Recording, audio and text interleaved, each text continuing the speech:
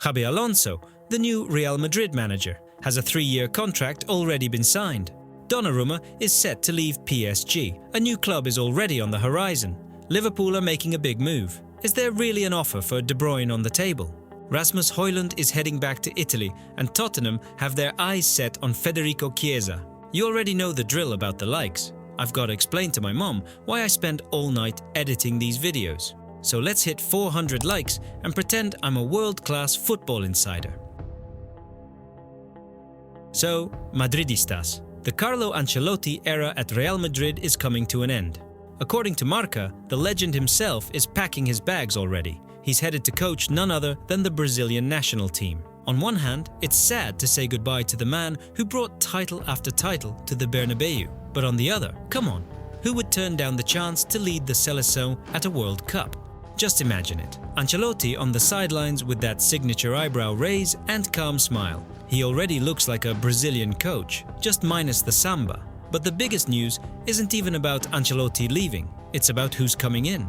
Real Madrid is going all in, not on some outsider, but on one of their own. Xabi Alonso.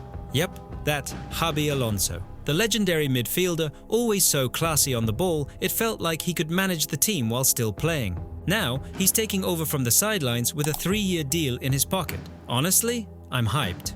Alonso gets what the Bernabeu is all about. He knows what the fans expect. He's been there, and he gets that for Madrid. Success isn't a goal, it's a duty.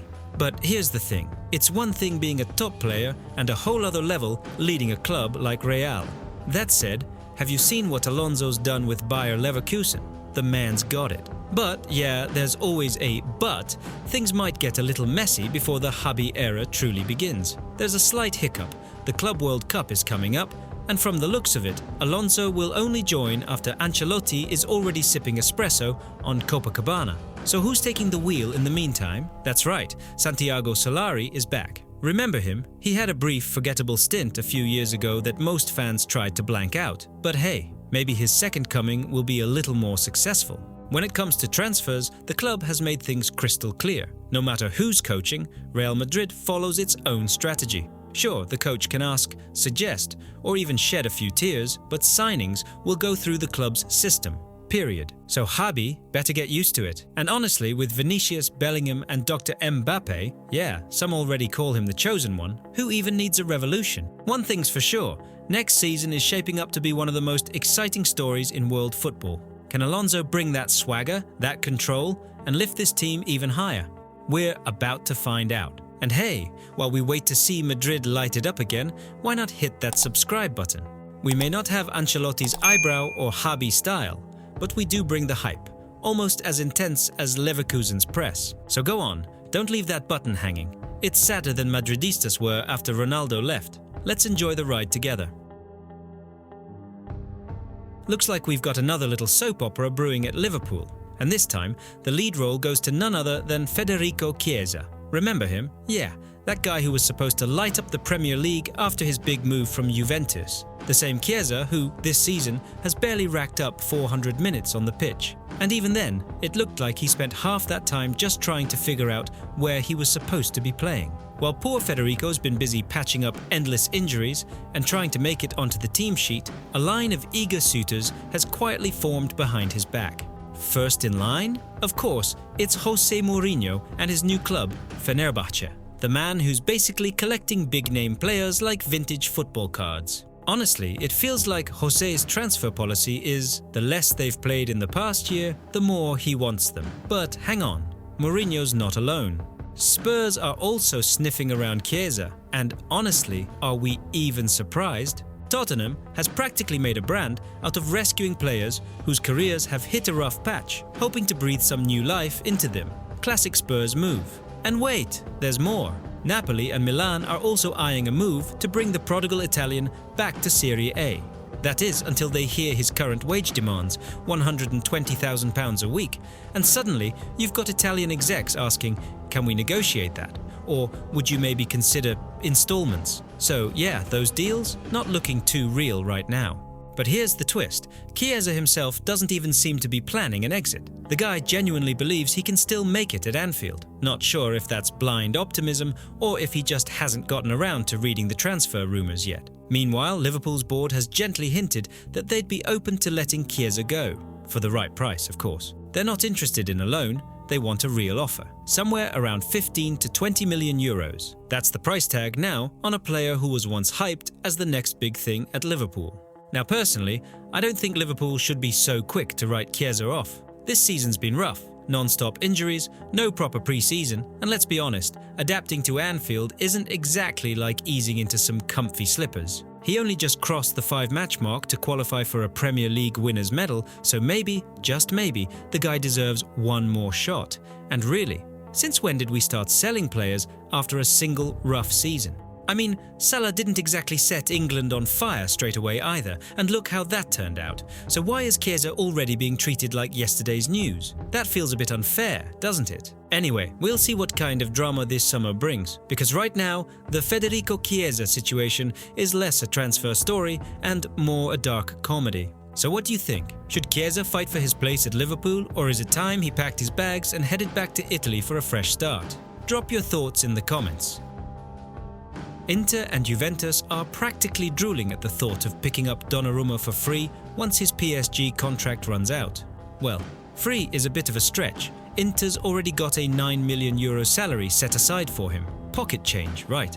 But there's a big catch. First off, Donnarumma is technically under contract with PSG until summer 2026. The problem? Things between him and the club have gotten, let's just say, messy. Toxic even. PSG apparently wants to cut his salary. Seriously? Cutting the paycheck of one of the best goalkeepers in Europe? Classic Paris management. Obviously, Gigio's not thrilled, and word's already spread across Europe. Juve and Inter have gone full throttle. Bringing Donnarumma back to Serie A would feel like the prodigal son returning home, especially considering how he left Milan, breaking a few 100,000 hearts while he was at it. Now, Juventus seems so eager, they're even ready to spend a bit on a transfer this summer to get him early, though they can't quite match Inter's salary offer. Looks like Juve's betting on the power of the badge and the charm of the old lady to seal the deal. Good luck with that. But here's the real issue. And it's not money, and it's not Paris. It's Manchester City and Bayern Munich. Seriously, do you really think City would hesitate over a couple extra million if Pep suddenly decides Ederson isn't cutting it anymore? If that happens, Gigio's on a private jet to Manchester before PSG can even hit send on the press release. And who's going to stop that from happening? Still, Donnarumma came out recently with the usual line, "I'm happy at PSG." Sure, man. Are you happy because Paris is a beautiful city, or because that's what you gotta say on camera? We'll find out soon enough, especially if PSG keeps pushing their budget optimization routine. So here's my question. Will Donnarumma come back to Italy, where fans would practically carry him on their shoulders? Or will he chase status and giant paychecks at City? Or maybe, just maybe, he'll stay in Paris and keep grinding it out, hoping for a real shot at European glory? What do you think? Where should Donnarumma go next? Or should he just stay put in Paris? Listen, something's definitely brewing in Manchester these days. Feels like we're watching a football-themed Danish drama unfold. Rasmus Højlund, the guy who was supposed to be United's answer to Haaland, might already be packing his bags for Italy this summer. Believe it or not, Juventus have seriously approached him and started early talks. And honestly, it kinda makes sense. He's only 23, already has Serie A experience from his time at Atalanta. So if you're Juve, you're thinking, why not? But of course, it's not that simple. Juventus aren't exactly swimming in cash right now. The whole move kind of hinges on whether they can offload Dusan Vlahovic. And here's the twist. By the looks of it, Vlahovic already has one foot out the door. Last year of his contract, a huge salary, and rumors say he's not too eager to stay in Turin. Juventus just want to cash in before he leaves for free. Initially, the asking price was around 40 million euros. But hey, it's Serie A.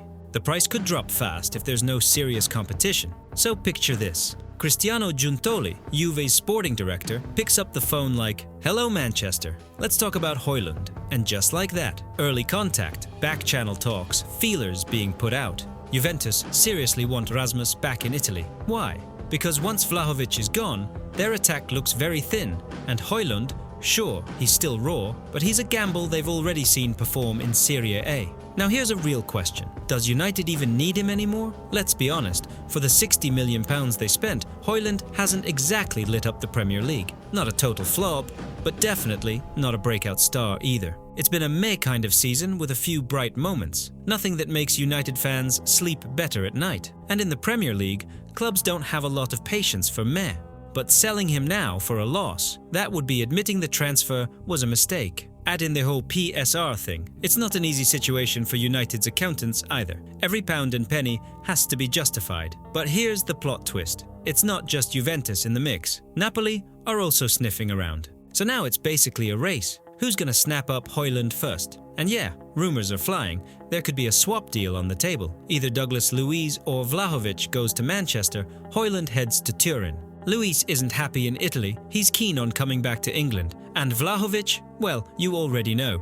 Contract drama, salary demands, the whole package. To be honest, I wouldn't be surprised by anything at this point. In modern football, transfers aren't just deals, they're full-on chess matches. One day you're a rising star in Atalanta, the next you're a disappointment at United, and suddenly you're back in Serie A as a hero. So, what do you think? Is Højlund really the answer Juventus need, or is this just another move for the sake of making a move? And who's taking the biggest risk here? Manchester United, who could lose money and look foolish, or Juve, who keep betting on project players from all across Europe, hoping they'll save the day? Drop your thoughts in the comments, let's debate it. I want to hear what you think. Liverpool seem to be on a mission this summer, and not just to make signings, but to steal the spotlight with the most outrageous transfer twist of the year. Picture this: Kevin De Bruyne. Yes, that De Bruyne. The heart and soul of Manchester City, a player who's as synonymous with the blue side of Manchester as Steven Gerrard is with the red of Liverpool, might be heading to Anfield. Sounds insane, right? The same stadium where fans recently booed him without mercy, and now he might call it home. Football's gone completely mad. But let's break it down. At first, it sounded like just another wild rumor, but then Gianluca Di Marzio, yes, the Gianluca from Sky Sports who rarely misses, went live with a bombshell. Liverpool have reportedly made an official offer to De Bruyne right after the stunning news broke that he's leaving Manchester City. And get this, it wasn't even De Bruyne's choice. City apparently decided it was time to send their legend into retirement. That's their thank you for everything he's done? Now, let's be real. This isn't a typical Liverpool move. We're used to the Reds signing bright young talents, not 33-year-old global superstars. This would be like walking into a bar that's only ever served smoothies, and suddenly they're pouring top-shelf whiskey. It's unusual, sure, but if the player is truly world-class, why not? But hold on, it's not a done deal yet. Napoli are also circling, trying to lure De Bruyne to sunny Italy. Their secret weapon? His close friendship with Romelu Lukaku. Just imagine Lukaku on the phone. Kev, forget the Liverpool reign. There's sunshine, pizza, and joyful football here. Not a bad pitch, right? Still, the real question is, would Kev be willing to leave the Premier League now? Especially when joining Liverpool could be the ultimate revenge move against City. And let's talk about that. If De Bruyne actually puts on a Liverpool shirt, the already wild rivalry between City and Liverpool will hit astronomical levels. Picture him at the Etihad, threading inch-perfect passes to Salah, tearing through his former teammates. City fans will lose it, Liverpool fans will lose their minds in a good way, and the rest of us will just sit back and enjoy the fireworks. For now, it's still all rumor, nothing confirmed. But this story's heating up fast, so stay tuned. And hey, hit that subscribe button because who knows? Maybe we'll be the first to break the news about where Kevin's really going, or at the very least, crack the best joke about it before anyone else. Because, come on, isn't this exactly why we love football?